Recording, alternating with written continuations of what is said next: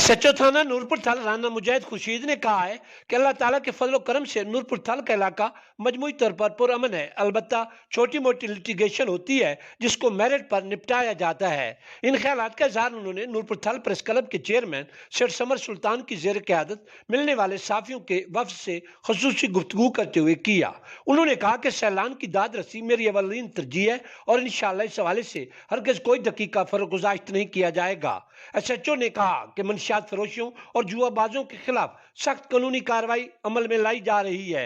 राना मुजाहिद खुर्शीद ने कहा कि district police officer Khushab Tauqeer Mohammad Naeem की हिदायत पर समाज दुश्मन और कानून शिकन अनासर के खिलाफ कामयाब कार्रवाइयों का सिलसिला जारी है।